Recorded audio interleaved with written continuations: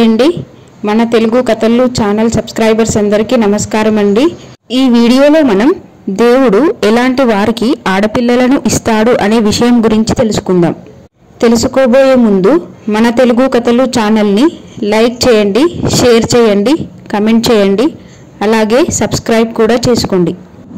ప్రస్తుత రోజుల్లో కూడా టెక్నాలజీ ఇంత పెరిగినా చాలా చోట్ల ఆడపిల్ల పుట్టిందని భార్యను వదిలేయడం, ఆడపిల్లల్ని చంపేయడం మనం చూస్తూనే ఉన్నాం.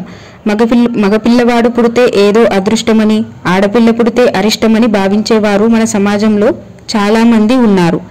ఆడపిల్ల పుడితే అసలు ఈ ఆలోచన ఎందుకు వస్తుంది? ఇంట్లో ఆడపిల్ల పుడితే లక్ష్మీదేవి పుట్టినట్టే అని మన పెద్దవాళ్ళు చెబుతూ ఉంటారు.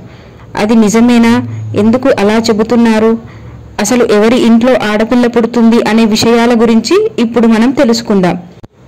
ఎలాంటి పనులు చేయడం వల్ల వారి ఇంటికి కూతురి వల్ల సంపదలు వస్తాయి అని అర్జునుడు శ్రీకృష్ణుడిని అడుగుతాడు. అప్పుడు శ్రీకృష్ణుడు అర్జునుడికి ఇలా చెప్పాడు: ఎవరి ఇంట్లో అయితే కూతురు పుడుతుందో వారు తమ పూర్వజన్మలో ఎన్నో పుణ్యకార్యాలు చేసి పుణ్యం సంపాదించి ఉంటారు. వారికి మాత్రమే తర్వాత జన్మలో ఆడపిల్లలను పొందే అదృష్టం కలుగుతుంది.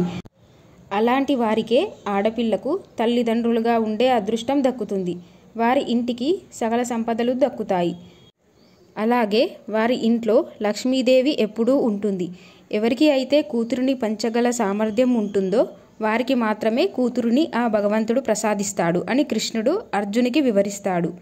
సాధారణంగా మన ఇంట్లో పిల్లలు పుట్టినప్పుడు వారి పుట్టిన తేదీ, సమయాన్ని బట్టి వారికి జాతకం రాయించడం చేస్తూ ఉంటాం. ఈ జాతకం ద్వారా వారి భవిష్యత్తు ఎలా ఉంటుంది అనే విషయాల గురించి పండితులు చెబుతూ ఉంటారు. అదేవిధంగా వారు జన్మించిన వారము అనగా సోమవారం నుంచి ఆదివారం వరకు ఏ వారంలో జన్మించినా వారి వ్యక్తిత్వం ఏ విధంగా ఉంటుంది, వారు ఎలాంటి స్వభావాన్ని కలిగి ఉంటారు ఇక్కడ తెలుసుకుందాం. ఆదివారం జన్మించిన వారు ఎంతో తెలివైన వారు. వీరికి జ్ఞాపక శక్తి కూడా ఎంతో అద్భుతంగా ఉంటుంది. ఏదైనా ఒక విషయంపై దృష్టి సాగిస్తే ఖచ్చితంగా గెలుపు సాధించి తీరుతారు. మీరు ఓటమిని ఏమాత్రం అంగీకరించరు. ఎన్ని కష్టాలు ఎదురైనా అనుకున్నది సాధిస్తారు.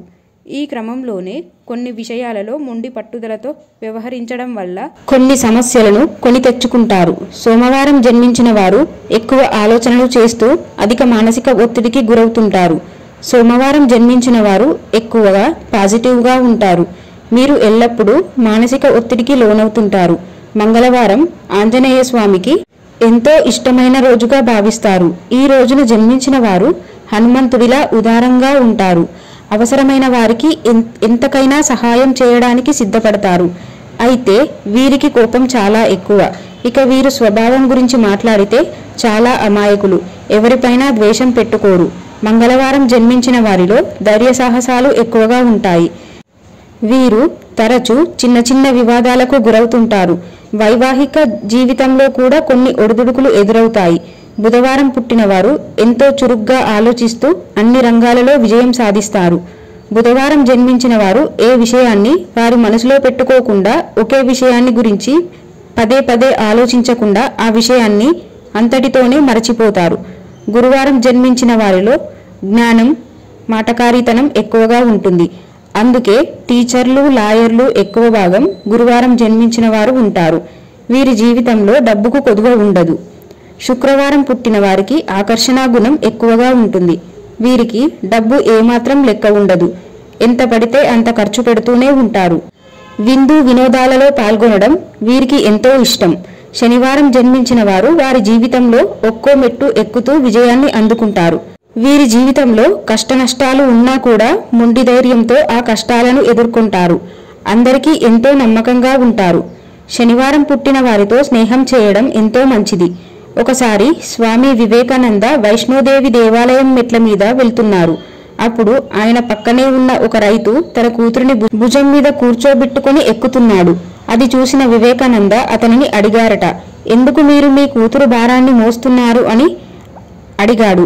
అప్పుడు రైతు, కూతురు ఎప్పుడూ తండ్రికి భారం కాదు. వారు తమ భుజాలపైన ఉంటే ప్రతి భారం చాలా తేలికగా అయిపోతుందని కూతురు ఎప్పుడూ డబ్బు కోసం చూడదు, కేవలం గౌరవం కోసం మాత్రమే చూస్తుందని చెబుతాడు. పురాణాల ప్రకారం ఎవరైతే చనిపోయే ముందు స్త్రీని తలుచుకుంటూ చనిపోతారో వారు స్త్రీలుగా జన్మిస్తారని గ్రంథాలు చెబుతున్నాయి. ఎవరింట్లో అయితే ఆడపిల్ల పుడుతుందో వారి ఇల్లు అదృష్టానికి నిలయం అని పండితులు చెబుతున్నారు. అబద్ధం ఆడితే ఆడపిల్లలు పుడుతుంది అని ఎందుకు అంటారు అనే విషయానికి గురించి తెలుసుకుందాం. ఈ సామెత పాత రోజులకు సంబంధించినది. మన దేశంలో ఆడపిల్లల పరిస్థితి తెలిసిందే. ఇప్పటికీ ఆడపిల్ల అంటే భారం అని భావించి ఇద్దరు ఆడబిడ్డలు ఉన్న మగపిల్లవాడి కోసం ప్రయత్నించేవారు మన కళ్ళ ముందే ఉన్నారు. ఇక పాత రోజుల్లో ఆడపిల్లలు పుడితే ఆడపిల్లకు కట్నాలు, కానుకలు, పురుళ్ళు అని అన్నీ ఖర్చు కాబట్టి ఆడపిల్ల పుట్టింది అంటే శాపంగా భావించేవారు. అబద్ధం ఆడడం తప్పు అంటే జనాలు వినరు కాబట్టి వారికి భయం కలిగేలా అబద్ధం చెబితే శిక్షగా ఏదో అనార్థం జరుగుతుందని భయం పుట్టిస్తే కొంతవరకైనా ఆగుతారని అబద్ధాలు ఆడితే ఆడపిల్ల పుడుతుంది అనే సామెత పుట్టింది.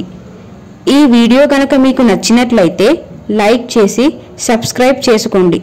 Thank you.